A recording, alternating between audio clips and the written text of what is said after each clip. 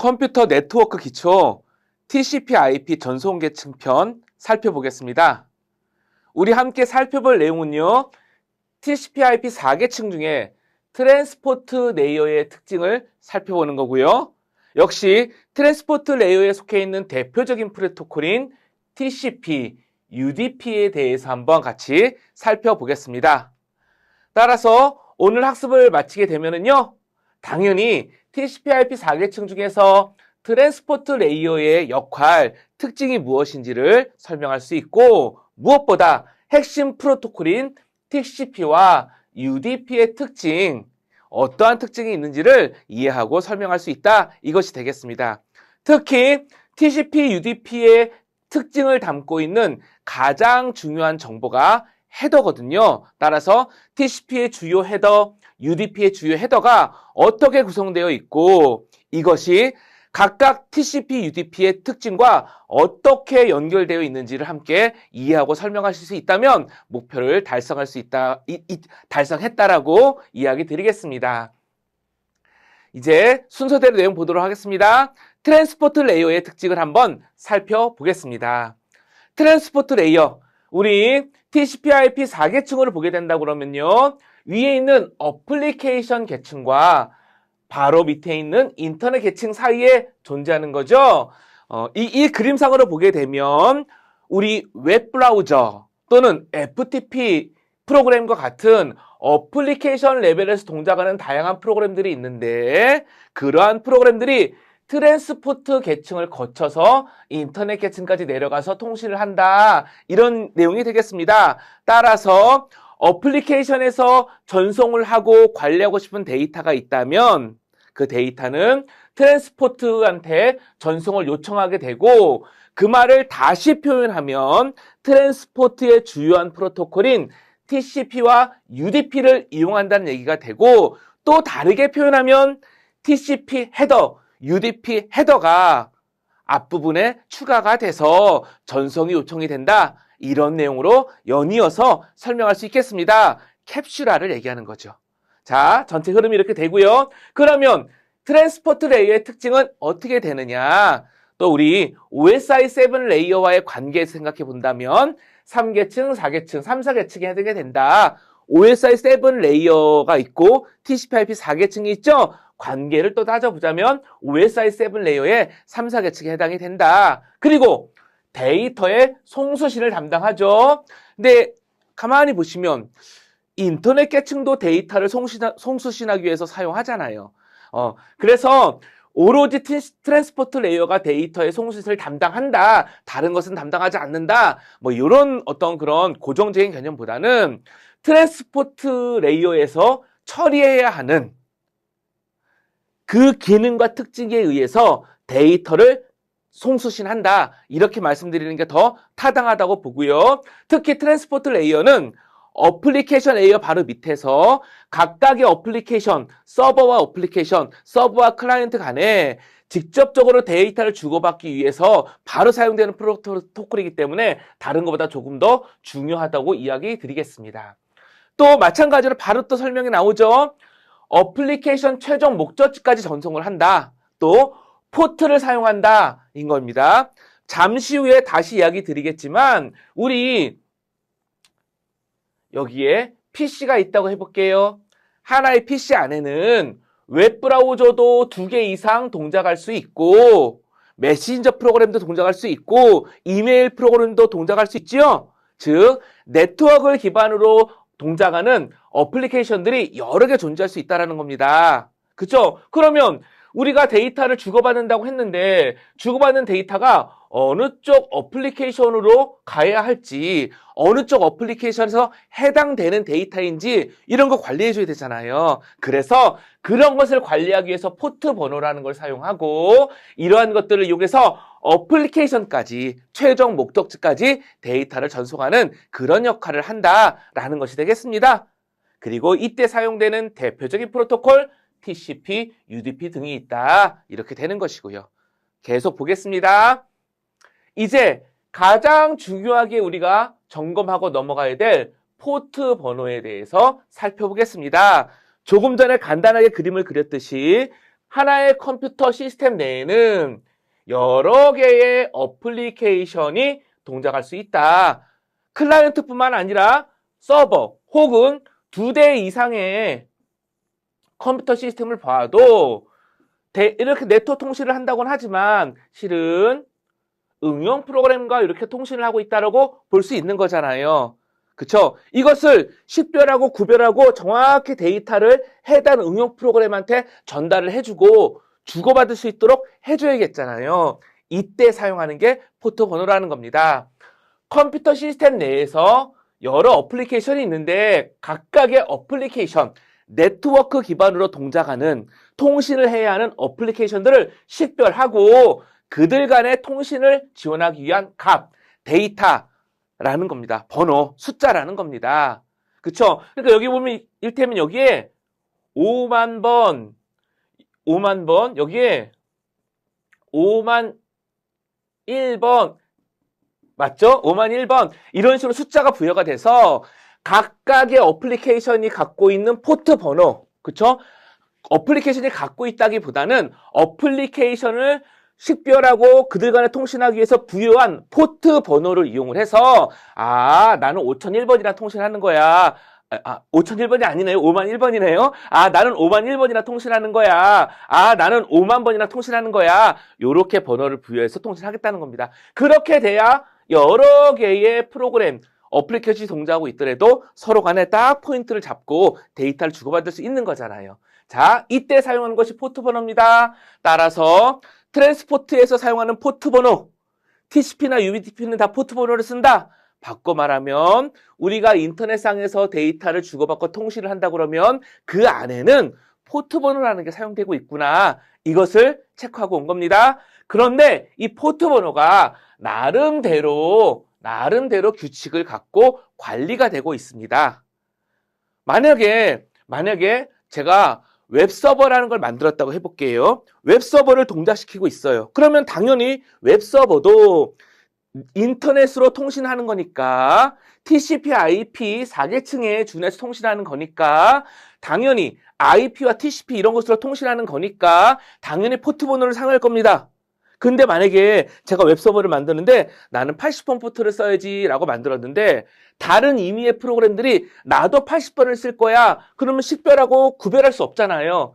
포트 번호가 똑같은 게 여러 개 있을 수는 없는 거잖아요. 따라서 이런 것들을 어떻게 관리해야 가능한 합리적으로 충돌됨 없이 쓸 수 있을까? 이런 것들을 고민하게 되겠죠? 그래서 나름대로 이렇게 하지 않으면 안 되나요? 그렇다기보다는 이러한 식으로 나름대로 구분을 해놓고 여기에 맞춰서 사용하도록 하자라고 해놨다는 겁니다. 그래서 그게 웰노운 포트, 등록된 포트, 동적 포트 이런 이름을 갖고 나름대로 그룹핑해서 쓰고 있고요. 웰노운 포트는요.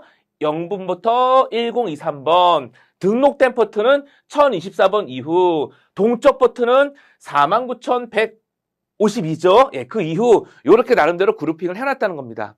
그리고 이렇게 그룹핑을 해놨다는 거는 그 목적에 따라서 그 그룹에 따라서 특정한 목적을 갖고 사용할 수 있겠다는 얘기죠. 웰노운 포트는요. 주로 서버 어플리케이션. 이게 뭐냐면 이거예요. 웹서버, FTP 서버, 이메일 서버 이러한 것들은 누가 들어봐도 그 서버는 필요할 것 같아 라고 생각할 수 있잖아요. 이렇게 사람들이 또 우리가 흔히 많이 사용하고 항상 동작할 것 같은 그런 서버들이 있단 말이에요. 이런 거에는 나름대로 고정 포트를 할당해 놓고 웹서버는 80 포트를 쓰자. 혹시 웹서버가 보안 통신을 한다면 443번 포트를 쓰자. FTP는 21번 포트를 쓰자. 이러한 식으로 나름대로 정의해놨다는 겁니다. 그게 웰노운 포트인 겁니다. 당연히 웰노운 포트가 포트 번호마다 어떤 어플리케이션을 쓰겠다라고 나름대로 정해놓은 테이블이 있겠지요. 제가 조금 이야기 드린 웹서버는 80 포트입니다. 이런 식으로요. 예, 그런 게 있습니다. 우리가 이후에 또는 앞으로 TCP IP를 기반으로 프로그램을 만들고 서버 등을 동작시킨다고 하면 가능한 웰노운 포트 등과 충돌되지 않는 게 좋겠지요. 자, 또 있습니다. 등록된 포트라는 게 있는데요. 이거는 웰노운 포트와 비슷하면서도 좀 다르게 일상적으로 자주 이용하는 서버 어플리케이션을 식별하기 위한 포트라고 합니다. 예를 들면요. 우리 그 웹에서 프로그램을 개발하다 보면 웹서버라는 것도 있고 또 웹서버 말고 자바 등으로 개발되어 있는 프로그램을 실행할 수 있도록 톰캣 서버 이런 것도 만들어서 함께 동작을 시킵니다. 이러한 톰캣 서버 같은 것들을 어플리케이션 서버라고 하거든요. 그런 어플리케이션 서버는 또 암묵적으로 8080 포트 이렇게 포트를 이용합니다. 예, 이런 식으로 나름대로 등록형 포트가 있다라는 겁니다. 그 다음에 동적 포트. 이 동적 포트는요, 어찌 보면 당연히 필요한데요. 이렇게 한번 생각해 볼까요? 여기에 웹서버가 하나 있습니다. 자, 높은 확률로 80 포트를 이용하고 있을 겁니다. 그쵸? 웰노운 포트. 그런데 여기에 우리 PC에 웹 브라우저가 있다고 해볼게요. 그쵸? 그러면 웹 브라우저는 웹서버와 이렇게 통신하기 위해서 네트워크 연결을 하고 또 IP, TCP, 현재 우리가 말하는 TCP 이런 프로토콜을 이용해서 이러한 프로토콜을 이용해서 데이터를 주고받을 겁니다. 그쵸? 트랜스포트 레이어의 도움을 받아서 데이터를 주고받을 거란 얘기예요. 그러면 서버에는 80 포트라는 웰런 포트가 설정되어 있지만 웹 브라우저에도 나름대로 포트가 부여되어 있어야 서로 식별하고 통신할 수 있게 되는 거잖아요. 왜냐하면 웹브라우저를 하나만 동작하지 않고 예를 들면 크롬이 동작했습니다. 또 사파리라는 새로운 브라우저가 동작을 했습니다. 또는 크롬이 2개 이상 뜨고 있습니다. 이럴 수 있잖아요. 각각의 나름대로 번호, 포트 번호가 부여되어 있어야 된다는 겁니다. 그것도 그때마다 필요에 따라서 이때 사용되는 포트가 동적 포트가 되겠습니다. 동적 포트 영역의 포트 번호가 부여가 돼서 자동으로 그쵸? 자동으로 필요에 따라 그런 의미로 임시 포트라는 얘기를 한 겁니다. 부여가 돼서 통신이 된다는 겁니다. 그러면 우리는 이제 내가 네트워크 통신을 한다고 그러면 내 프로그램 안에는 아무튼 그게 동적 포트일 가능성이 크지만 포트 번호가 부여돼서 통신이 되고 있구나 라고 할 수 있고 내가 클라이언트 프로그램이 아니라 서버 프로그램이라고 하면 대부분 웰로운 포트나 또는 등록된 포트 영역에서 나름대로 지정을 한 포트를 가지고 통신을 하겠구나 이렇게 생각해 주시면 될 것 같습니다. 자, 어찌 보면은 굉장히 당연한 개념이고 어찌 보면 뭐 그냥 간단하게 설명드릴 수 있는 개념이기도 한데 이 포트라는 것이 알게 모르게 많이 사용되고 있고 이 포트라는 것을 이용해서 여러 가지 것들을 또 시도해 보거나 할 수 있기 때문에 조금 자세히 설명드렸습니다. 특히 모든 네트워크 기반 프로그램은 포트가 부여되고 이렇게 잘 알려져 있는 익숙한 포트가 아니라 동적인 포트도 당연히 부여된다라는 이 개념 체크해 주시기 부탁드리겠습니다. 자, 이제 그렇다고 하면 사용 중인 포트 정보 확인 이렇게 되어 있는데 우리가 자 윈도우 PC라고 해볼게요. PC가 있다고 그러면 또는 서버라고 해도 좋습니다. 아마도 많은 네트워크 기반 프로그램들이 돌고 있다 그러면 이 각각의 프로그램들이 나름대로 포트 번호를 갖고 있고 동작하고 있겠죠. 실제 연결해서 동작할 때는 동적 포트가 부여되고 있을 거고 내가 서버를 구동했다고 그러면은 서버에 웰로운 포트가 부여되고 있거나 나름대로 약속해 놓은 포트가 부여되어 있겠죠. 그러한 상황들을 우리가 코멘트 등으로 확인해 볼 수 있습니다. 그렇죠? 그래서 때로는 현재 내 PC에 또는 내 서버에 어떠한 프로그램들이 돌고 있구나라는 것을 확인할 수도 있고 또 네트워크 통신이 좀 잘 안 되거나 이상해. 그러면 네트워크 기반으로 동작하는 서비스나 프로그램에 혹시 문제는 없나 이런 것도 확인해 볼 수 있고 또 조금 다른 얘기일 수도 있지만 이 네트워크라는 부분은 또 보안과 밀접한 관계가 있습니다. 혹시 내가 잘 알지 못하는 의도하지 않은 또는 의심스러운 프로그램이 포트라는 것을 열고 기다리고 있나? 이런 것도 확인할 수 있겠죠? 왜냐하면 네트워크로 뭔가 한다는 거는 포트가 필요하다는 거 이제 우리는 확인하고 넘어온 거니까요. 자, 그러한 것들을 좀 확인해 볼 수 있는 실습 예제를 보시도록 하겠습니다. 실습으로 사용 중인 포트 정보를 확인해 보겠습니다. 우리가 이론적으로 TCP/IP, 포트 이러한 것들이 우리 PC 안에서 사용되어서 네트워크, 즉 인터넷 통신을 할 수 있다는 것을 알고 있습니다. 그 내용들을 실제 코맨드를 이용해서 확인해 보는 것도 있지만 이론적인 내용 말고도 현업에서는 실제 회사 같은 데서는 커맨드를 이용을 해서 현재 어떠한 포트가 열려 있고 어떠한 포트를 이용해서 TCP나 UDP 네트워크 통신이 연결되어 있고 활용되고 있는지, 그것을 사용하는 프로그램은 무엇인지, 이러한 것들을 확인해 볼 필요성이 간간히 있습니다. 따라서 이론과 현업을 다 고려해서 한번 실습해 보겠다, 이러한 내용으로 한번 진행해 보겠습니다. 사용할 주요한 명령은요, 네스텐 명령이 있고요. 우리 운영체제에 기본적으로 탑재되어 있는 명령으로 TCP, UDP가 사용하는 포트 정보와 그 상태를 확인할 수 있는 그런 명령이 되겠습니다. 자주 사용하는 명령이라는 겁니다. 그 다음에 텔넷 명령이 있습니다. 텔넷은 TCP와 포트, 즉 IP와 포트 번호를 이용을 해서 네트워크 연결을 이루고, 즉 커넥션을 하고 그 다음에 명령을 주고받아서 동작을 확인할 수 있는 그런 좋은 명령어입니다. 따라서 텔넷도 많이 사용하는 명령 중에 하나인 겁니다. 우리 전체 과정 중에서 많이 사용하는 명령어 중에 하나인 네스텟과 특히 텔넷, 요 명령을 이용을 해서 사용 중인 포트 정보를 확인하고 네트워크 연결을 하고, 즉 TCP, IP 연결을 하고 코맨드를 주고받는 것, 이러한 것을 확인하는 것이 중요한 내용이 되겠습니다. 그러면 관련된 내용 바로 살펴보겠습니다. 먼저 네스텟 명령이 있습니다.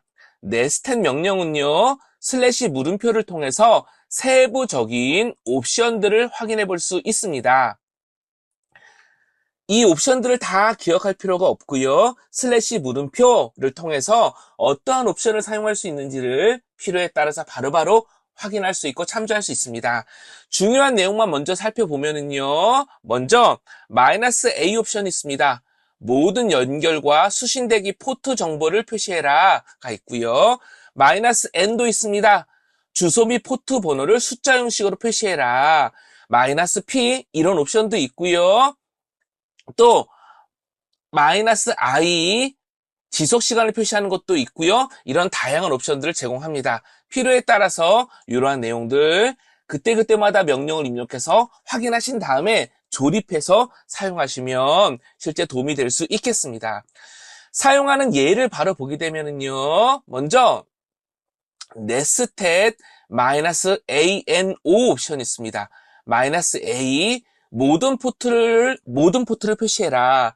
-N 숫자 형식으로 표시해라. -O 여러 가지 정보를 표시할 수 있는데 특히 프로세스 아이디를 표시해라. 이러한 옵션이 되겠습니다. 참고로 프로세스 아이디는 뭐냐면요, 우리 PC 안에 만약에 카카오톡이라는 프로그램이 동작하고 있다고 해보겠습니다. 당연히 네트워크, TCP, IP 네트워크를 이용해가지고 데이터를 주고받고 있겠죠.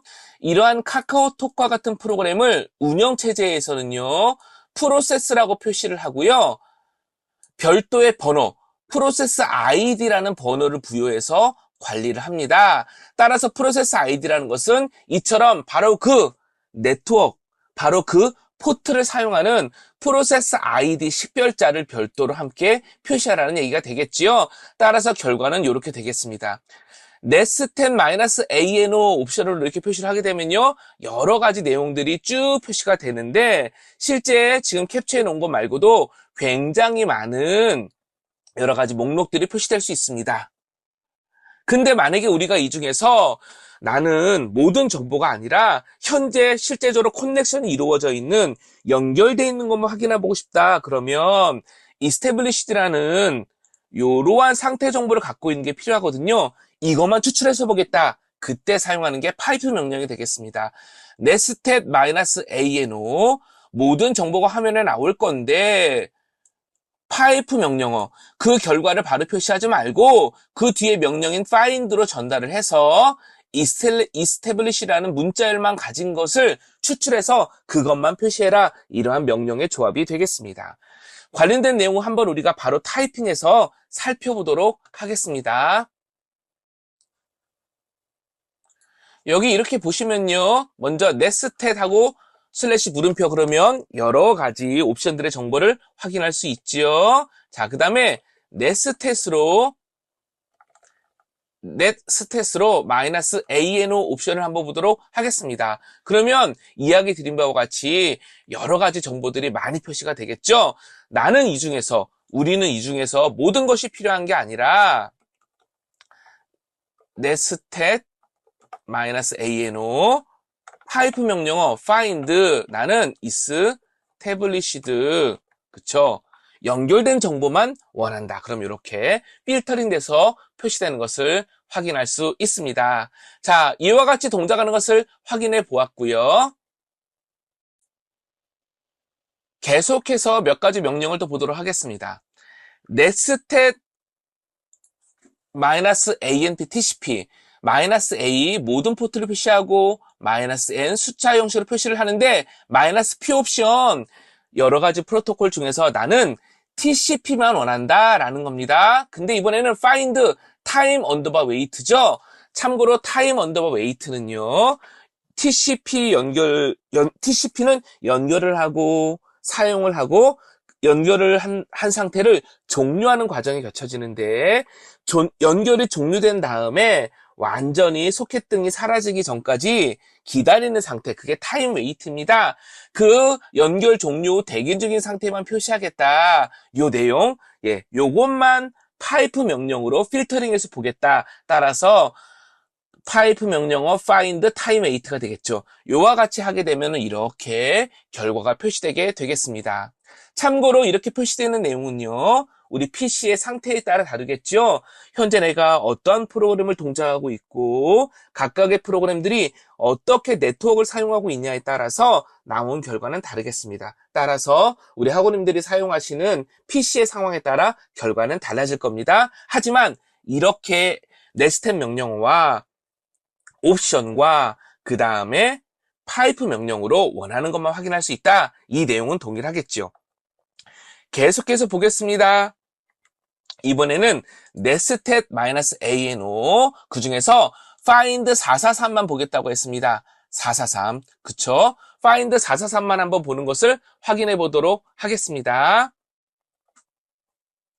참고로 지금 여기 이렇게 나와 있는 내용을 보니까 타임 웨이트로 되어 있네요. 그쵸? 아까 있는 내용을 그대로 해서 다시 캡처해 놨습니다. 자, 요 내용 find time wait 그러면은 이전과 동일하게 이렇게 나오는 거고요. 우리는 이번에 find time wait일까요? 아니죠. 443만 어떻게 열려 있는지를 확인해 봐야겠죠. 필터링하는 다양한 방식을 보겠다는 겁니다. 참고로 443은 뭐죠? HTTPS. 이후에 우리가 계속 여러 가지 프로토콜도 보고 특징들을 볼 텐데 보안 통신을 하는 HTTP, 웹에서 보안 통신을 하는 그러한 방식으로 연결할 때 기본 포트가 443입니다. 따라서 443으로 필터링해서 보겠다라는 것은 내 PC 가운데 무엇을? HTTPS로 통신하고 있는 게 무엇인지 그것만 보겠다는 얘기가 되겠죠? 우리 지금 현재 이전에 있는 그대로의 명령이 그대로 한 번 더 실행된 부분에 대해 있어서 혼돈 없으시길 부탁드리고요. 우리 조금 후에 바로 창을 띄울 텐데 그때는 443만 필터링해서 보도록 하겠습니다. 먼저 타임 웨이트와 관련된 부분부터 한번 보도록 하겠습니다. 자, find time wait 그러면 현재 사용하고 있는 그쵸? 포트 중에서 그쵸? 타임 웨이트와 관련된 부분만 이렇게 별도로 추출해서 볼 수 있습니다. 마찬가지로 우리 타임 웨이트 말고 443으로 한번 필터링을 해볼까요? 먼저 nestat -ano 그쵸? 조금 전에 우리가 타입했던 명령은 anp였습니다. TCP만 보겠다라는 거고요. 지금은 -ano 해서 한번 엔터를 쳐보겠습니다. 자, 그러면 굉장히 많은 정보가 보이죠? 이 중에서 443 포트만 한번 보겠다라는 겁니다. 그래서 ANO 한 다음에 find 그 다음에 443 포트. 실제로 443 포트 여기 보시면 자, 여기 443 포트 리모트로 443 포트로 연결된 것만 확인될 수 있습니다. 그렇죠? 연결 혹은 연결 대기 상태 혹은 연결 혹은 종료 대기 상태 기타 이런 다양한 정보를 갖고 있는 것을 함께 표시하되 443이라는 문자열이 있는 즉 443 포트로 연결되어 있는 것만 별도로 추출해서 필터링해서 보여지고 있는 거죠. 이처럼 다양한 코맨드, 그 다음에 다양한 옵션, 다양한 파이프 연결 방식을 통해서 내가 원하는 네트워크 정보, 그쵸? 그것을 확인할 수 있는 것이 되겠습니다. 여러 가지 옵션들을 조립하고 파이프 명령까지 함께 사용하고 있기 때문에 혹시라도 좀 헷갈린다 이러실 수 있겠지만 우리가 확인할 건 딱 이거죠. nestet이라는 명령이 있다. -ano와 같이 다양한 옵션을 사용할 수 있다. 이 옵션은 슬래시 물음표로 그때그때마다 필요에 따라 확인할 수 있다. 파이프 명령과 find 명령으로 내가 원하는 정보만 추출해서 필터링해서 사용할 수 있다. 이 흐름만 기억해 주시면 전체적으로 큰 어려움이 없겠습니다. 이제 우리 텔넷 명령을 이용해 볼게요. 그런데 우리가 윈도우즈 환경이라는 전제하에 윈도우 환경에서는요, 기본적으로 텔넷 명령을 사용할 수 없습니다. 설치가 안 돼 있기 때문이죠. 일반적으로 그렇습니다. 이후에 운영체제가 업데이트되고 환경이 바뀌면 텔넷 명령을 바로 사용할 수도 있겠지만 일반적으로는 텔넷이 사용할 수 없는 환경입니다. 그때 어떻게 하면 되냐면요. 윈도우즈 기능 켜기 끄기라는 설정이 있습니다. 윈도우즈 기능 켜기 끄기를 들어가게 되면은요, 윈도우즈 기능이라는 이렇게 메뉴가 나오고요, 설정할 수 있는 창이 나온다는 겁니다. 스크롤 해보시면 밑에 텔넷 클라이언트 이게 표시가 됩니다. 기본적으로는 체크가 안 돼 있을 거예요. 왜냐하면 아무것도 안 한 상태에서는 텔넷이 설치되어 있지 않기 때문입니다. 이때 요거를 체크해 주신 다음에 확인을 누르시면 텔넷이 설치가 되고요. 그러면 윈도우 환경에서도 텔넷 명령을 편리하게 바로 사용할 수 있습니다. 그렇지 않으면 윈도우에서 텔넷을 사용하기가 무척 까다롭게 됩니다. 왜냐하면 오픈소스 동을 이용을 해가지고 별도로 설치해서 사용해야 되는데 그 과정 자체가 너무 복잡하거든요. 따라서 텔넷 명령이 동작하지 않는다. 그러면 이와 같은 명령으로 사용해 주시면 되겠습니다.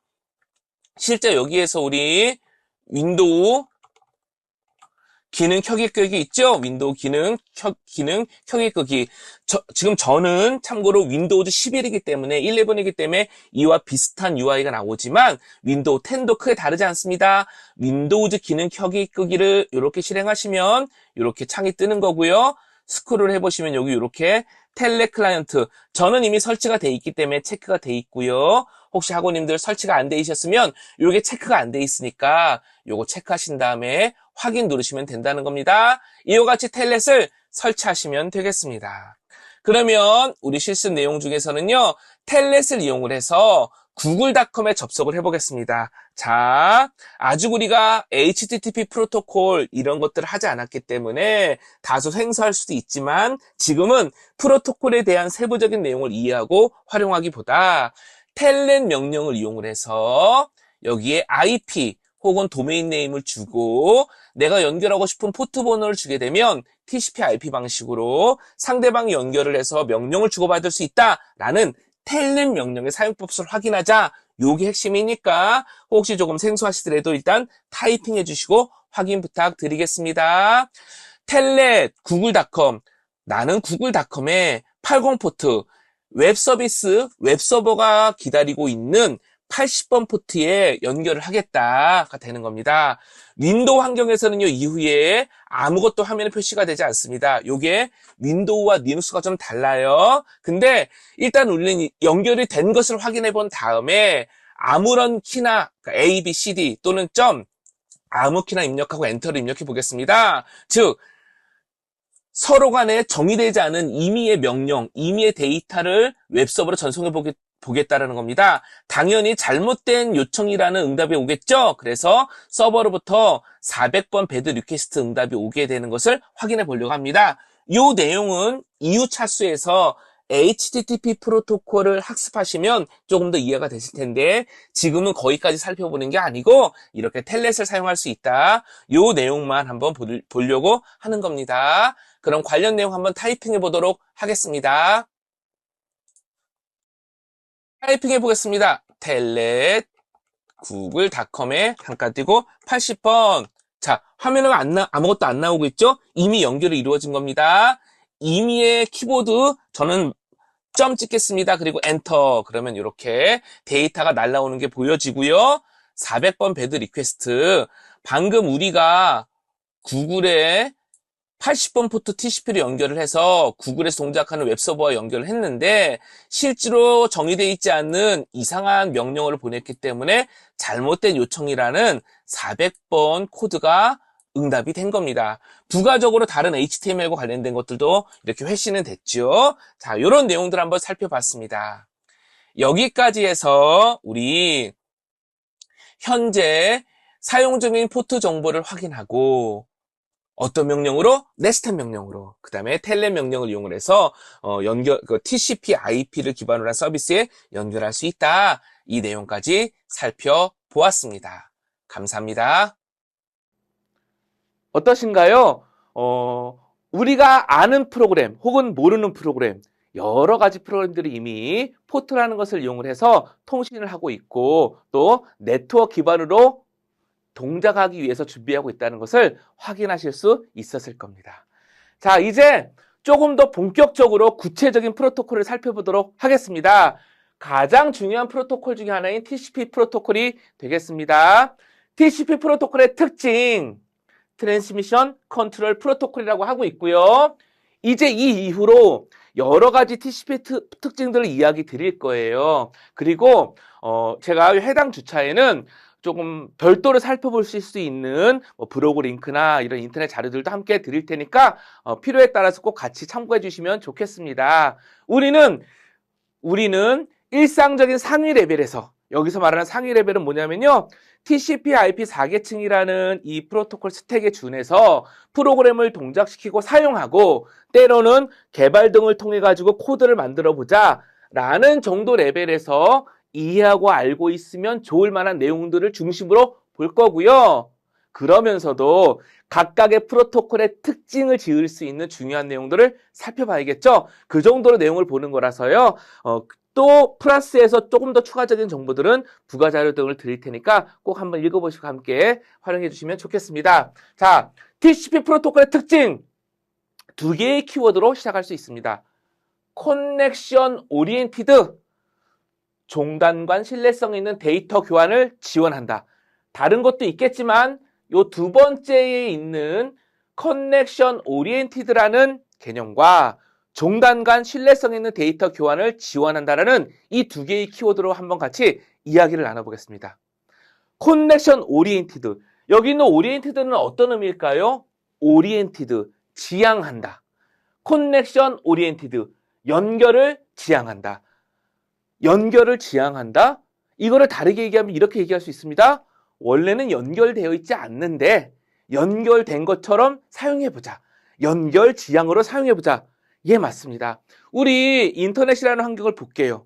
저기 구글이 있고 여기 크라우드가 있고 여기 우리 학교가 있겠지만 우리 집에 있는 PC와 학교가 하나의 큰 유선으로 그쵸? 전기선 같은 거로 1대1로 딱 연결돼 있기보다는 그 사이에 다양한 네트워크 장치들도 있고 때로는 무선도 있고 다양한 방식으로 데이터가 흘러가면서 서로 통신하고 사용하고 있는 거잖아요. 그렇죠? 이런 환경인데 마치 1대1로 연결된 것처럼 커넥션 오리엔티드하게 연결 지향으로 사용해 보자. 우리 통신을 할 건데 따라서 그런 방식에 따르면 신뢰성 있는 데이터를 교환할 수 있지 않겠냐 이 얘기인 겁니다. 자, 요거 이렇게 그림 그려볼게요. 여기 두 개의 호스트 노드가 있습니다. 그냥 PC라고 하겠습니다. PC가 정말 데이터 라인 하나로 정말 단단하게 안전하게 연결되어 있다고 해볼게요. 그러면 제가 만약에 여기에 1번, 2번, 3번이라는 데이터를 보내고 싶어서 1번 보내고 2번 보내고 3번 보낸다면 아마도 순서대로 잘 도착할 거고요. 왜? 정확히 서로 연결되어 있고 다른 것들은 들어오지도 못하고 우리끼리만 쓴다고 가정을 하면 또 하나 1번, 2번, 3번이 당연히 순서대로 잘 갈 거고요. 중간에 아주 특별한 일이 아니라고 하면 데이터가 빠지거나 이런 거 없이 잘 도착할 겁니다. 안정적으로 쓸 수 있다라는 거죠. 그쵸? 근데 인터넷은 그렇지 않다라는 거예요. 그래서 비록 이렇게 1대1로 완전히 연결되는 것처럼 연결되어 있지는 않지만 마치 연결되어 있는 것처럼 사용해보자. 그래서 신뢰성 있게 데이터를 교환해보자. 이러한 것을 지향해서 구성해놓은 프로토콜이 TCP라는 겁니다. 자, 그러면 우리 좀 재미있게 한번 풀어보도록 해볼게요. 왜냐하면 결국은 TCP의 헤더를 이해하는 게 핵심인데 이 헤더를 암기하기도 좀 힘들고 왜 헤더에 이런 필드가 있을까라고 생각하는 것도 처음 할 때는 좀 어려울 수 있으니까 우리 한번 가장 주위에서 볼 수 있는 상식선에서 한번 생각해 보도록 해보겠습니다. 자, 한번 여기 봐주세요. 우리가 여기 역시 보내는 측이 있습니다. 여기 받는 측이 있다고 해볼게요. 자, 보내는 측을 A라고 하고 받는 측을 B라고 해보겠습니다. 보내는 측이 받는 측한테 아까처럼 1번, 2번, 3번의 데이터를 보낸다고 해볼게요. 데이터가 크기 때문에 3개로 나누어 보낸다고 해볼게요. 큰 거는 한 번에 보내기가 어려우니까요. 근데 이게 실제 선이 연결된 게 아니라 연결된 것처럼 사용해보자. 커넥션 오리엔티드. 그래서 안전하게 전송해보자. 라고 서로 약속하고 뭔가 규칙을 만든다고 해볼게요. 자, 그러면 어떻게 규칙을 만들 수 있을까요? 이렇게 생각해 볼 수 있지 않을까요? 먼저 나는 1번, 2번, 3번을 보낼 건데 받는 쪽에서 1번, 2번, 3번이 잘 도착하고 이게 첫 번째, 두 번째, 세 번째인 것을 알아가지고 1번, 2번, 3번으로 순서적으로 잘 조립해서 쓰게 하고 싶어. 1번이 제일 처음 도착했다고 가정을 하겠습니다. 이렇게 얘기할 수 있겠죠. 또는 혹시 1번, 3번, 2번 이렇게 데이터가 순서가 뒤섞여서 도착할 수도 있는데 왜? 어떻게 갈지 모르니까. 그쵸? 1번이 갈 때와 2번이 갈 때와 3번이 갈 때가 어떠한 루틴과 어떠한 상태로 갈지 모르기 때문에 이게 섞여갈 수도 있다라는 겁니다. 그쵸? 어떠한 순서로 갈지 모르지만 내가 의도한 대로 잘 조립해서 순서대로 맞춰서 써. 이렇게 하면 좋겠죠. 그러니까 당연히 지금 암묵적으로 1번, 2번, 3번 이렇게 붙인 것 같이 번호라는 걸 붙여야 될 겁니다. 우리가 데이터가 하나가 있는데요. 데이터를 나누어 보냈는데 그 앞에 이건 1번이야, 2번이야, 3번이라고 번호를 붙여서 보냄으로써 받는 사람이 섞여 들어오더라도 아, 이게 1번이고 2번이고 3번이라는 얘기구나. 그래서 조립할 수 있게끔 번호를 붙이자라는 겁니다. 얘기되죠? 그게 뭐냐? 시퀀스 넘버인 겁니다. 시퀀스 넘버. 아, TCP는 신뢰성 있는 데이터 전송을 위해서 연결 지향, 연결된 것처럼 사용하기 위해서 시퀀스 번호가 상식적으로 필요하겠구나. 맞죠? 자, 또 보겠습니다. 이번에는 또 다른 얘기인데요. 우리 한번 이런 거 생각해 볼까요? 최근에 우리 왜 카카오톡 이런 거 많이 쓰시잖아요. 또는 메신저 프로그램을 많이 쓰시잖아요. 이렇게 생각해 볼까요? 우리가 안녕, 나는 크리스야. 이런 메시지를 보냈는데 상대방이 읽지를 않아요. 예를 들면 우리 보통 이렇게 카카오톡이나 메시저 보내면 1번, 2번 이런 숫자들이 있잖아요. 그래서 그 숫자가 없어지면 상대방이 읽었구나 라는 것을 안심할 수 있잖아요. 그리고 왠지 그 숫자가 안 없어지면 마음이 불안하잖아요. 이겁니다. 만약에 두 개의 노드가 있는데 역시 A번과 B번이라고 하겠습니다. 내가 1번이란 데이터를 보냈는데 도대체 1번을 잘 받은 건지 안 받은 건지 순서를 붙여서 보내서 알아서 조립하는 건 둘째 치고 도대체 1번이라는 걸 받았는지 안 받았는지 이거를 알아야 보내는 측 입장에서는 마음이 안심이 되잖아요. 연결된 것처럼 쓰고 있다고 생각할 수 있는 거잖아요. 신뢰성 있는 데이터를 교환할 수 있는 거잖아요. 그래서 뭐가 있냐면 응답번호, acknowledge number가 나옵니다. acknowledge number. 자, 이렇게 되는 거죠. 나 1번 보냈어. 그럼 상대방이 그 얘기를 해준다는 겁니다. 응, 나 1번 잘 받았어. 자, 다음 거 나한테 보내줘. 이렇게 한다는 겁니다. 다시 해볼게요. 나 1번 보냈어. 그럼 상대방은 나한테 나 1번 잘 받았고 나 이제 내가 받을 건 두 번째 거니까 두 번째 거 보내줘. 이 얘기를 한다라는 겁니다. 그쵸? 그때 사용하는 게 acknowledge number. 그냥 보통 약자로 에크 넘버라고 합니다. 이거 있어야겠죠? 그쵸? 그래야 서로 핑퐁 때리면서 데이터를 안전하게 잘 전송할 수 있는 거니까요. 맞죠? 자, 그리고 또 한번 보겠습니다. 그러면 우리가 보내야 될 데이터가 100개 있다고 해볼게요. 1부터 100까지. 그럼 가만히 생각해보면 나는 지금 굉장히 네트워크도 바쁘고 다양한 사람들이 함께 네트워크를 사용하는데 또 네트워크 자원이라는 거는 공용으로 쓰는 거기 때문에 한쪽에서만 잘 되면 좋은 게 아니라 우리 모두가 다 공평하게 잘 사용할 수 있는 게 더 좋은 거잖아요. 예를 들면 제가 욕심껏 네트워크 자원을 점유해가지고 엄청나게 데이터를 쓰고 있으면 다른 사람들은 다 느려질 거고 결국은 저도 느려지게 될 거거든요, 나중에. 왜냐하면 서로 막 더 보내려고 하면. 그쵸? 이러한 것들이 있기 때문에 기본적으로 네트워크는 효율적으로 써야 된다라는 것을 나름대로 전제하고 있습니다. 그렇다면 내가 1번, 2번, 3번, 4번, 100번을 보낼 때마다 상대방으로부터 나 잘 받았어, 잘 받았어, 잘 받았어. 이 얘기를 들어야 된다면 와, 내가 데이터 하나 보낼 때마다 도대체 뭐가 몇 번을 왔다 갔다 해야 되는 거야? 이런 고민이 생길 수 있죠. 혹시 이러면 좋지 않을까요? 자, 나는 지금 데이터를 10개 받을 수 있으니까 일단 10개 보내주세요. 좋죠. 매번 응답 받지 않더라도 상대방이 얼마큼 받을 수 있구나라는 것을 확인해서 그만큼은 내가 쭉쭉쭉 보내고 그 다음에 에크를 확인하는 방식으로 하게 된다면 조금 더 효율적이겠죠. 이게 윈도우 사이즈가 되는 겁니다. 윈도우 사이즈. 그쵸? 윈도우 사이즈. 한 번에 유연하게 주고받을 수 있는 데이터의 크기, 이렇게 생각하시면 되겠습니다. 이러한 것들을 서로 주고받으면서 효율성을 가져가는 거예요. 마지막으로 책섬이 있죠. 책섬은 데이터가 전송하는 가운데에 훼손이 되거나 손상되는 것을 확인하고 싶어서 부가적으로 계산한 값을 추가한 거, 그거를 책섬이라고 합니다. 됐죠? 이런 내용들이 기본적으로 들어가 줘야 TCP는 커넥션 오리엔티드, 종단 간 신뢰성 있는 데이터 교환을 한다라고 이야기할 수 있다는 겁니다. 물론 이거 말고 더 있겠죠.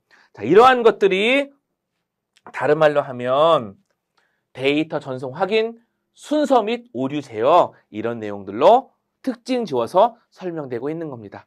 계속 보겠습니다. 이제 TCP의 3웨이 핸드쉐이킹과 4웨이 핸드쉐이킹의 특징을 간략히 말씀드릴게요.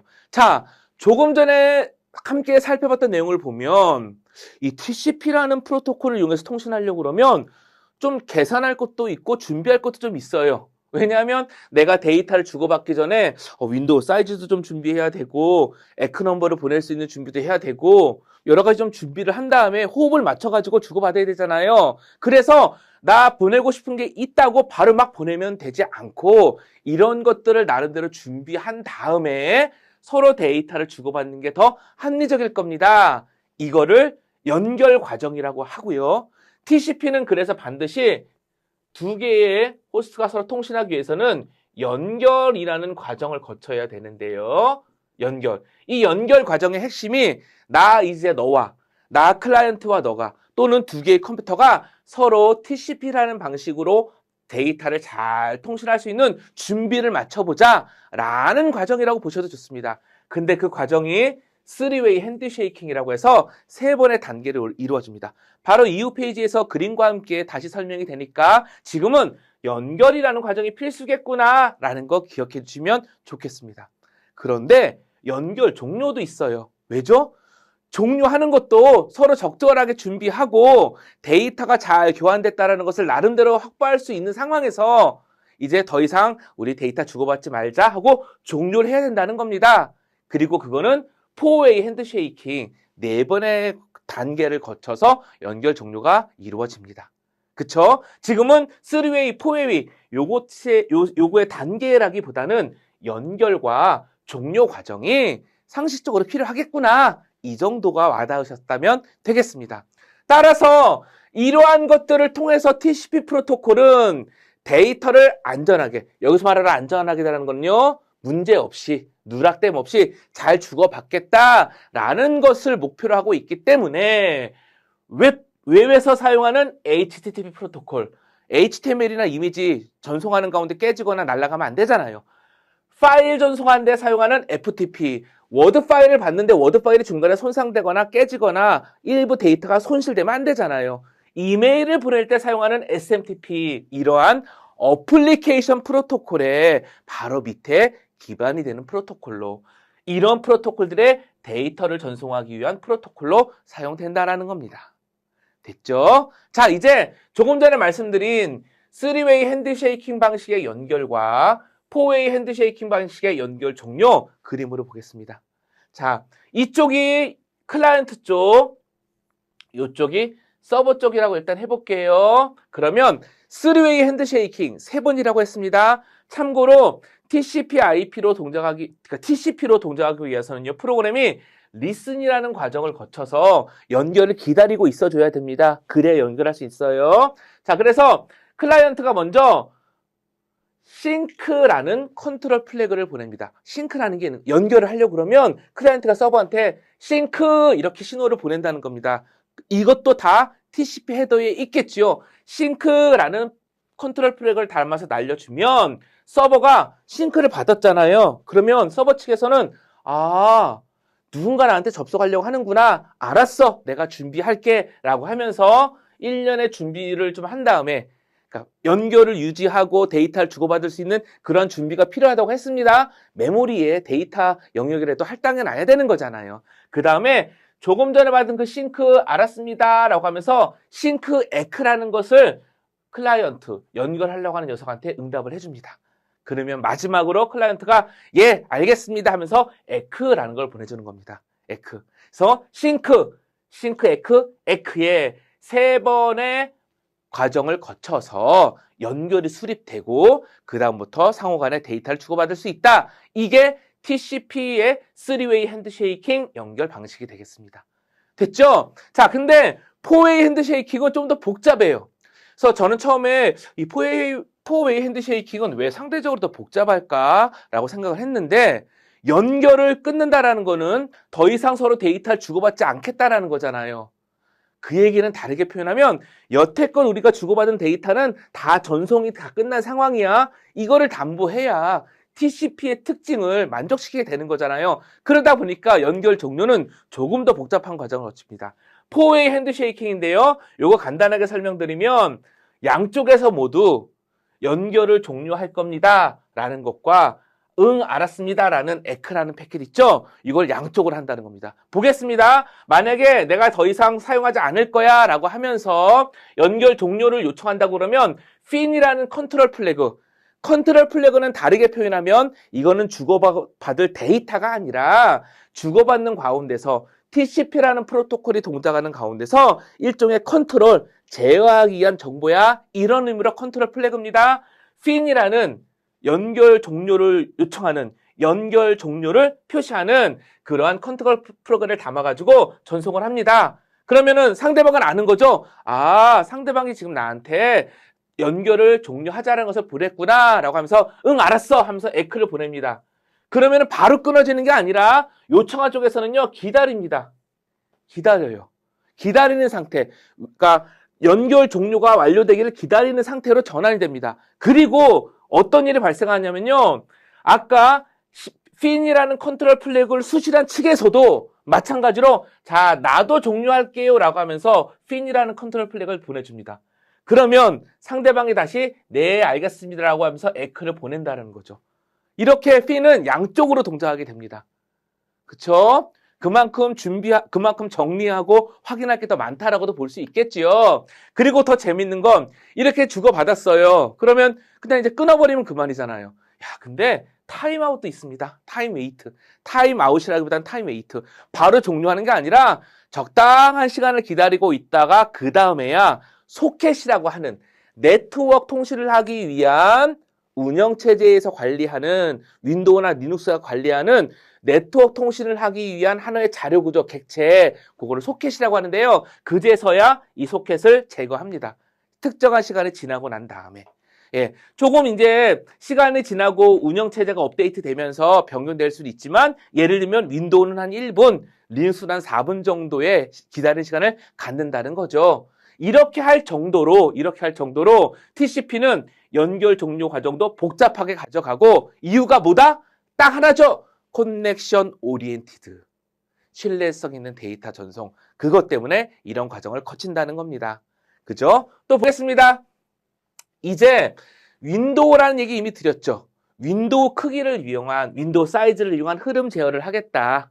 데이터를 주고받을 때에 윈도우 사이즈를 서로 교환해서 이 상대방을 그냥 편의상 서버라고 하겠습니다.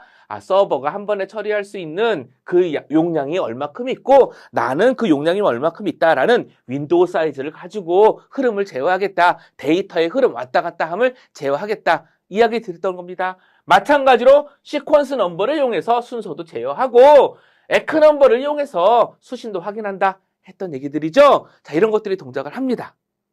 이런 것들이 필요합니다. 따라서 그림으로 잠깐 보게 되면은요, 아주 간략하게 볼게요. 보내는 쪽과 받는 쪽이, 자, 보내는 쪽은 당연히 내가 보내고 싶은 데이터가 있을 겁니다. 그리고 받는 쪽은 수신 측이니까 어느 정도의 데이터를 받을 수 있는 공간이 있다는 것도 갖고 있을 겁니다. 윈도우 사이즈, 이 윈도우 사이즈를 교환한다라는 거예요. 그래서 전체적으로 전송할 때에 자, 나 데이터 보낼게. 시퀀스 넘버 1번이고 데이터 1460을 보낼게. 이렇게 하는 겁니다. 그러면 당연히 받았으면 이 받은 측은 서버 측한테 에크 넘버, 자, 데이터 잘 받았고요. 다음에 내가 받을 거는요 146 하나번째예요 라고 하면서 에크를 보냅니다. 이렇게 데이터를 보낼 때 시퀀스 넘버와 그거에 대한 에크 넘버를 주고받으면서 데이터를 교환한다라는 겁니다. 그런데 이 밑에 볼게요. 쭉 갔는데 제가 시퀀스 29 둘 하나 번째를 데이터를 1460 보내려고 했는데 중간에 실패가 나버렸어요. 그러면은 이 받는 측에서는 어떻게 되는 거죠? 그거 못 받은 거잖아요. 못 받은 상태에서 다음 데이터를 지금 받고 있는 거잖아요. 그러면 어떤 일이 생기냐 하면요. 이 수신 측에서 나 아까 29 둘 하나 번 못 받았다고 하면서 계속 그거에 대한 에크를 서버에 보내줍니다. 보내는 측에 보내줍니다. 보내는 측에. 그러면 보내는 측은 어떻게 되는 거죠? 나는 잘 보낸다고 보냈는데 에크가 수신되는 걸 봤더니 특정 데이터를 못 받았다는 얘기를 하는구나. 그거 다시 보내주자라고 하면서 다시 보내줄 수 있겠죠? 그쵸? 예, 그런 식으로 하면서 데이터가 전송하는 가운데 혹시 누락이 되거나 문제가 있어도 재전송을 함으로써 데이터가 잘 도착할 수 있도록 해주고, 그쵸? 그다음에 에크 넘버와 시퀀스 넘버를 통해서 재전송도 할 수 있고, 그 다음에 데이터를 순서에 따라 가지고 조립도 할 수 있고 윈도우 크기라는 걸 통해 가지고 효율적으로 전송할 수 있고 이러한 것들이 보내는 측과 받는 측, 서버와 클라이언트 측 그러니까 여기서 말하는 서버는요 데이터를 보내는 측이라는 의미로 서버를 쓴 겁니다. 정확한 표현은 보내는 측과 받는 측이 되겠죠. 이렇게 데이터를 주고받는다라는 겁니다. 되었지요? 자, 계속 보겠습니다. 근데 TCP에는 또 다른 개념이 있는데 혼잡 제어라는 게 있습니다. 혼잡 제어. 이거는 뭐냐면요. 기본적으로 네트워크 환경은 여러 개의 장치들, 프로그램들이 공용해서 사용하잖아요. 만약에 이렇게 해볼게요. 아까 봤던 거에서 이상하게 자꾸 데이터가 안 갔대요. 예를 들면 제가 이렇게 얘기해 보습니다. 자, 1번 보내서 에크가 왔어요. 2번 보냈는데 에크가 안 오고 계속해서 2번을 못 받았다라는 계속 2번을 줘 이 얘기만 하고 있다고 해볼게요. 그러면 보내는 제 입장에선 왜 못 받을까? 혹시 네트워크가 너무 바쁜가? 이런 생각을 할 수 있겠죠. 네트워크 데이터가 폭증이 됐나? 혹시 이것을 전달하는 특정한 장치 등이 너무 지금 데이터가 많아서 처리를 못하고 있나? 이런 생각을 할 수 있겠죠.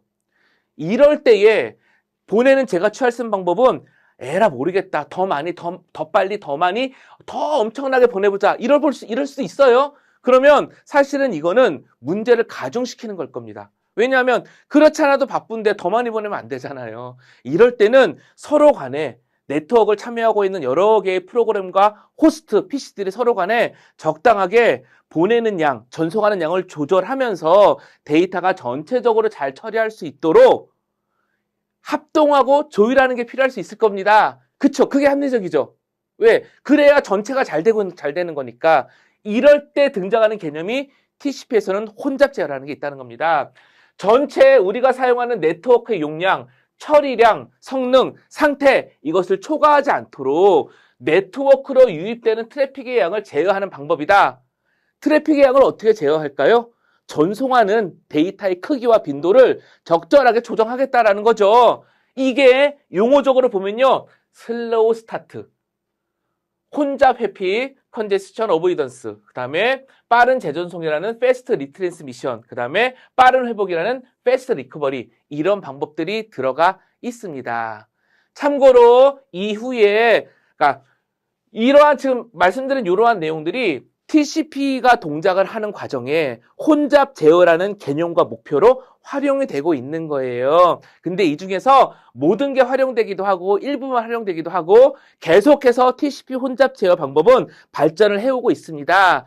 자, 하나만 먼저 말씀드릴 게 있는데 패스트 리트랜스미션이라는 개념이 있습니다. 이거는 조금 전에 이야기도 했는데 내가 계속 3번이라고 하겠습니다. 내가 계속 3번, 이렇게 3번이라는 데이터가 있는데 나는 분명히 3번을 보냈어요. 근데 계속 상대방이 나 3번 못 받았으니까 3번을 보내줘, 3번을 보내줘. 이 얘기를 계속 보내줄 수 있잖아요. 그러면 수시라는 나는, 나는 비록 3번을 보냈다고 생각했지만 3번을 못 받았다라고 에크 넘버를 보니까 3번을 계속 달라고 하고 있는 거예요. 그 상태에서 데이터를 보내는 내 입장에서 뭘 해야 될까요? 3번을 바로 보내줘야겠죠. 상대방이 필요한 것을 바로 다시 보내줘야겠죠. 예, 이러한 루틴, 이러한 동작 방식을 빠른 재전송이라고 하는 겁니다. 패스트 리트랜스미션. 그래서 요거는 기본적으로 전제하고 가는 거고요. 이후에 나올 내용은요, 주로 슬로우 스타트, 혼잡 회피, 그 다음에 패스트 리커버리를 중심으로 이야기 드리겠습니다. 자, TCP 프로토콜의 혼잡 제어를 좀 더 자세히 보겠습니다.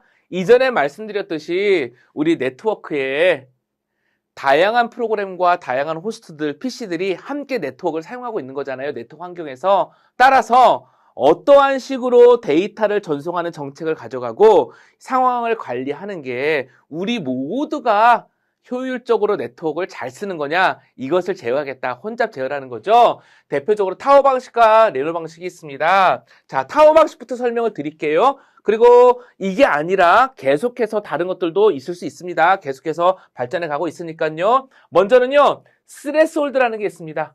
스레스홀드는 우리 네트워크의 임계치 있죠? 여기까지가 한계일 거라고 해서 잡아놓은 초기값이 되겠습니다. 여기에서는 지금 스레스홀드를 8로 잡아놓은 상황이죠. 그러면 전송하는 저는 어떠한 식으로 동작을 하냐면요, 슬로우 스타트라는 걸 합니다. 슬로우 스타트. 슬로우 스타트는 뭐냐면요, 이 슬로우라는 말이 조금 오해가 나올 수도 있는데 1, 2, 4, 8 뭐죠? 지수배로. 그쵸? 2의 지수배로 해서 계속 윈도우 사이즈를 증가시키면서 보내봅니다. 한번 보내보고 조금 더 많이 보내고 더 많이 보내보고 이렇게 한다는 겁니다. 이게 슬로우 스타트예요. 슬로우 스타트. 슬로우 하니까 좀 느리다 이런 느낌이 좀 들긴 하지만 여기서 느림의 개념은 처음부터 많이 보내는 게 아니라 작은 것부터 시작해서 지수배를 증가시켜 가겠다. 그래서 슬로우 스타트입니다. 그러면 보내다 보면 분명히 스레스홀드 임계점에 딱 도착할 거예요. 그러면 혼잡 회피가 발생하기 시작합니다. 자, 컨제스션 어보이던스가 발생한다는 겁니다. 뭐냐면 그때부터는 지수배가 아니라 선형 증가합니다. 9, 10, 11, 12 이렇게. 예, 좀 이렇게 좀 적당하게 계속 증가시켜 간다는 겁니다. 하지만 증가는 합니다. 왜? 네트워크에 여유가 있고 문제가 없다 그러면 계속 많이 보내는 게 서로에게 좋은 거니까요. 그런데 어느 순간 지금 10인데요. 어떤 문제가 발생했냐 하면 여기에서 갑자기 타임아웃, 응답이 없는 문제가 발생하는 거예요. 상대방이 에크를 안 줘요. 또는 나 수신 못했어요. 다음 거 주세요. 나 이게 필요한데요. 다음 거 주세요. 라고 하면서 3번 이상 에크가 계속 똑같은 게 날라오는 겁니다. 그러면 어떤 이유인지 모르겠지만 지금 데이터가 잘 못 가고 있는 거잖아요. 아마도 높은 확률로 지금 네트워크가 굉장히 혼잡한 상태, 바쁜 상태인가 보다 라는 겁니다. 자, 그러면 어떻게 동작을 하게 되는 건요? 하냐면요, 이제 혼자 회피 단계로 가는 거죠. 어떻게 되냐면요, 스레스홀드가 아까는 8이었잖아요. 근데 지금 문제가 발생할 때가 10이었죠. 그러면 스레스홀드를 문제가 발생했을 때의 값의 절반으로 맞춥니다. 2분의 1로 맞춰요. 그럼 6이 되는 거죠? 그 다음에 어떻게 동작을 하냐면요, 윈도우 크기를 1에서부터 다시 슬로우 스타트로 해나갑니다. 이렇게. 그 다음에 스레스홀드, 조정된 스레스홀드를 만나면 그 다음부터는 또다시 선형 증가하는 거죠. 이렇게 하는 게 TCP 타워 방식인 겁니다. 그러면 여기에 대응되는 레노 방식은 뭐냐? 리노 방식은 두 가지 개념이 들어온 거예요. 첫 번째는 왠지 이전에 했던 타워 방식은 네트워크가 조금 더 많은 것을 처리할 수 있는 여유가 있을 수도 있는데도 너무 과하게 이렇게 제어를 하는 것 같다. 조금 더 효율성을 가져가 보자 라는 개념과, 두 번째, 우리 그런 것을 고민하면서 타임아웃이라는 것과 재전송이 3번 요청이 된다는 것을 좀 분리해보자, 이 얘기를 한 겁니다. 상대적으로 타임아웃이 더 큰 문제일 거야 라는 것을 얘기한다는 거죠. 그래서 이번에는요, 초기 스레스홀드를 이렇게 30한 2 정도 잡아놨다고 해보겠습니다. 이렇게 잡았어요. 자, 그러면 이제 어떤 일이 생기냐면요, 슬로우 스타트는 동일합니다. 슬로우 스타트 이렇게 가요. 그 다음에 스레스홀드를 만났으니까 다시 선형 증가를 하겠죠? 그 다음에 문제가 발생했어요. 어떤 문제냐면요, 문제가 발생했습니다. 어떤 문제냐면요, 여기서 똑같은 에크, 바꿔 말하면 나 수신 못했으니까 다시 보내줘 라는 것을 3번 받았다고 해볼게요. 한 2번까지는 그럴 수 있는데 3번 받았다 그러면 문제라고 인정을 하는 거예요. 그러면 어떤 일이 생기냐면요, 스레스홀드를 그 문제가 생겼던 곳에 딱 반의 위치로 맞추는 거, 여기까지는 기존과 동일합니다. 근데 그리고 나서 어떻게 하냐면요, 윈도우 크기를 1에서 시작하는 게 아니라 요 스레스홀드부터 선형 증가합니다. 이렇게. 그쵸? 그러다가 갑자기 타임아웃이 발생해요. 이러한 과정으로 동작을 하다가 타임아웃이 발생하면 그때는 스레스홀드를 유지한 상태로 윈도우만 다시 1부터 슬로우 스타트를 시작하게 만드는 겁니다. 뭔가 좀 개선된 느낌, 3번에 대한 느낌이 나죠? 이게 레노 방식이 되겠습니다. 이러한 방식으로 혼자 제어를 한다는 겁니다. 우리 학우님들 보시면서 타워, 레노 조금 헷갈릴 수도 있고 생소하실 수도 있는데, 중요한 거는 네트워크 상태와 윈도우 크기를 고려하면서 혼잡 제어를 해서 우리가 함께 데이터를 주고받는 환경을 조금 더 효율적으로 사용해보자, 문제없이 관리해보자, 이 개념이 TCP 안에 들어가 있다라는 겁니다. 그게 좀 중요한 내용이 되는 거죠. 자, 이러한 내용들까지 설명드리고 나면 우리가 기억해야 될 게 나오는데, 그게 TCP의 헤더가 되겠습니다. 이제 내용 볼게요. 한번 내용을 보시면서 우리가 그동안 논의했던 것과 매핑이 되는지 기억해 봐 주세요. 어쩌면 우리가 쭉 스토리를 갖고 이야기한 것들이 맞는 얘기 같아, 그래, 이해가 돼, 이렇게 되셨다면 헤더는 상상을 발휘해가지고 적어봐도 이와 같이 나올 것 같아요. 보겠습니다. 당연히 트랜스포트 계층이죠. 소스 포트와 데스티네이션 포트는 당연히 있어야 될 겁니다. 포트 중요하잖아요. 그 다음에 무슨 얘기했죠? 시퀀스 넘버 얘기했죠? 있는 겁니다. 자, 그 다음에 에크 넘버가 있다고 했습니다. 그쵸? 그래서 에크 넘버가 있는 거예요. 단, 에크 넘버는 응답할 때만 있는 거죠? 그래서 여기 보시면 에크가 세팅되어 있을 때라는 겁니다. 에크가 세팅되어 있을 때, 에크가 어디 있지? 여기 있죠? 여기부터 여기 있는 요 사이가 아까 말씀드렸던 컨트롤 플래그라는 겁니다. 컨트롤 플래그, 싱크 연결할 때, 핀 연결 종료할 때, RST 연결을 강제 해제하고 재설정할 때, PSH는 푸시거든요. 푸시, 얘는 뭐냐면요, 우리 여기 보시면은 트랜스포트 TCP가 있고 그 위에 어플리케이션이 있잖아요. 푸시, 데이터를 수신 즉시 어플리케이션을 좀 올려다오. 이거는 좀 기급하게 처리할 거야. 이거 에크 응답이야. 얼전트, 여기 보시면 얼전트 포인트가 있거든요. 요게 의미 있는 데이터야 라는 거, 필드 체크하는 거, 요러한 내용들이 들어있다라는 겁니다. 그리고 당연히 윈도우 사이즈 있겠지요. 그 다음에 책섬이 있을 겁니다. 왜? 이 헤더가 망가지면 안 되잖아요. 헤더가 잘못됐는지 아닌지를 확인할 수 있도록 계산식에 따라서 계산한 그 값, 추가해 놓은 값, 그게 책섬입니다. 자, 이렇게 TCP 헤더가 있습니다. 따라서 TCP 헤더를 보시고 우리가 지금까지 쭉 얘기한 내용들이 떠오르시면서 연결이 되셨다 그러면 잘하신 거고, 또 하나, 우리가 그동안 쭉 논의했던 것들을 기억하시면서 만약에 내가 TCP 헤더를 만드는 사람이라 그러면 이런 식으로 만들었지 않을까라고 예측이 되셨다면 또 잘하신 거고, 이러한 식으로 이해를 해주시면 좋겠습니다. 계속 보겠습니다. 이제 UDP 프로토콜을 볼게요. UDP 프로토콜은 TCP에 비해서 정말 간단합니다. UDP 프로토콜, 신뢰성 있는 데이터 교환을 보장하지 않는데요. 따라서 상대적으로 빠른 데이터를 전송하겠대요. TCP와 어떻게 보면 상대적인 개념이죠. 데이터는 빨리 보낼 건데 대신에 가고 안 가고는 나는 모르겠다. 데이터 교환을 보장하지 않는다. 따라서 실제로 전송할 때 데이터가 손실됩니다. 우리가 데이터를 보면요. 데이터가 중간에 사라지기도 해요. 그리고 정말 데이터가 갔는지 안 갔는지 알 수도 없어요. 그렇죠? 자, 그러면 우리가 지금까지 열심히 함께 살펴본 그 모든 TCP의 특징이 UDP는 필요 없죠.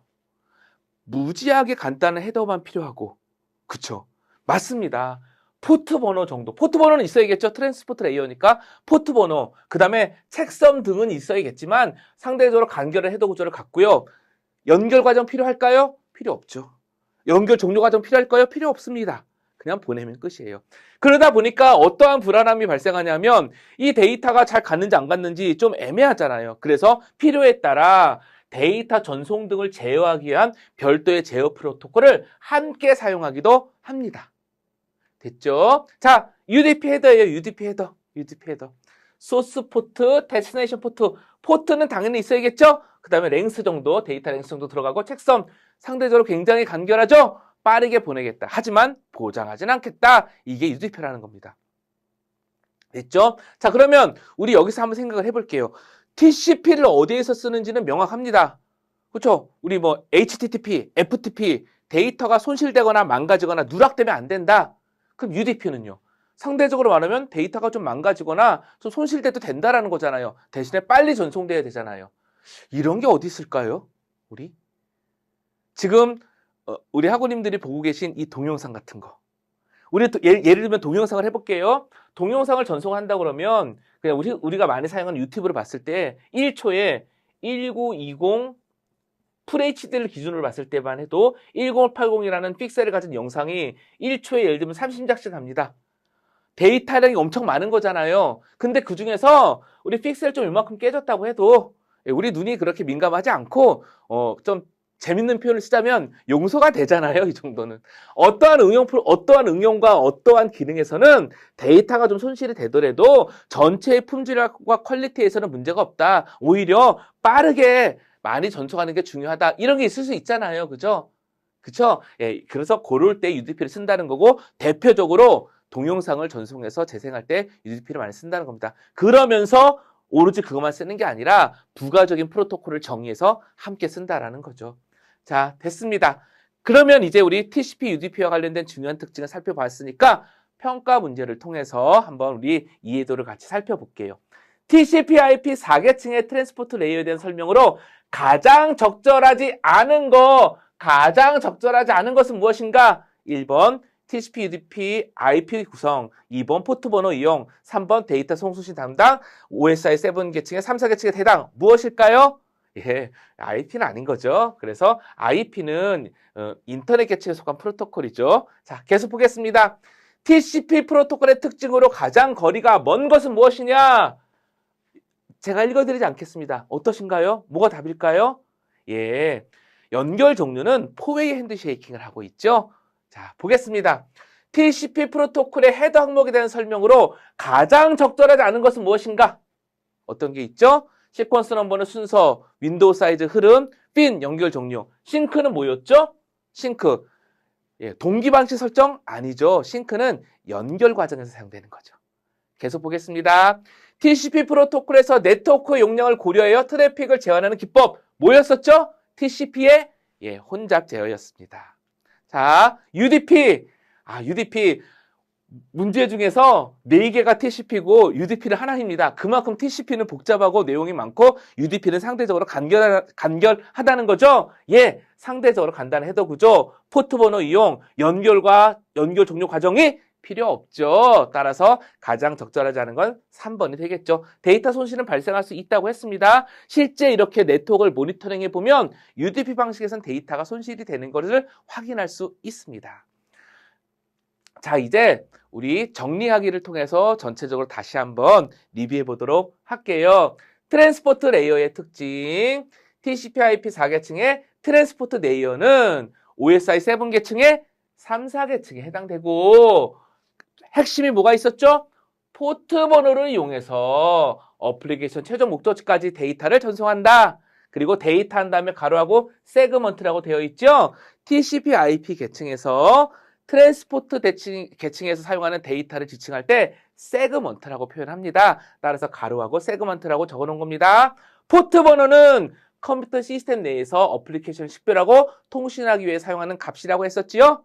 자, TCP, 커넥션 오리엔티드, 종단 간 신뢰성 있는 데이터 교환을 지원하는 특징을 갖는다. 이 두 가지 때문에 복잡한 것들이 발생하기 시작하는 거잖아요. 데이터 전송을 확인해야 되고 순서와 오류도 제어해야 되고 또 효율성을 고려한 흐름 제어도 해야 되고 따라서 시퀀스 넘버, 에크 넘버, 윈도우 사이즈 등의 헤더 필더를 갖는다고 했습니다. 당연히 관리를 위한 3웨이 핸드쉐이킹 방식의 연결과 4웨이 핸드쉐이킹 방식의 연결 종료 과정을 거친다고 했습니다. 그쵸? 혼잡 제어가 있는데 슬로우 스타트, 혼잡 회피, 빠른 재전송, 패스트 리커버리 등의 방법이 있다고 얘기를 했습니다. 우리 그림까지 아마 지금 그림이 머리에 떠오르실 거라고 기대합니다. 자, UDP 프로토콜. UDP 프로토콜은 신뢰성 있는 데이터 교환을 보장하지 않으나 좋은 장점을 갖는데 상대적으로 간결한 헤더 처리가 빠르다는 거죠. 따라서 이런 것들을 통한 빠른 데이터 전송 속도를 제공한다. 예, 특징에 맞춰서 우리가 사용하려고 하는 어플리케이션과 서비스의 특징에 맞춰서 어디는 TCP가 적절하고 어디는 UDP가 적절하고 이렇게 되겠죠? 그럼에도 TCP가 상대적으로 더 많이 쓰인다고도 볼 수 있습니다. 자, 요 정도 얘기를 드리면서 우리 이번 차수 마무리 지어보겠습니다. 여러 가지 새로운 용어들이 나오고 특히 많이 사용하는 TCP 프로토콜은 구조와 동작하는 어떤 그런 흐름이 다소 복잡할 수도 있었을 텐데 잘 한번 들어봐 주시기를 저 다시 한번 부탁드리고요. 또 하나는요. 부가 자료를 분명히 같이 드릴 테니까 그때 그 내용들도 같이 살펴보시면서 이해의 폭을 조금 더 넓혀 주시면 더 감사하겠습니다. 여기까지 잘 들어주셔서 감사합니다.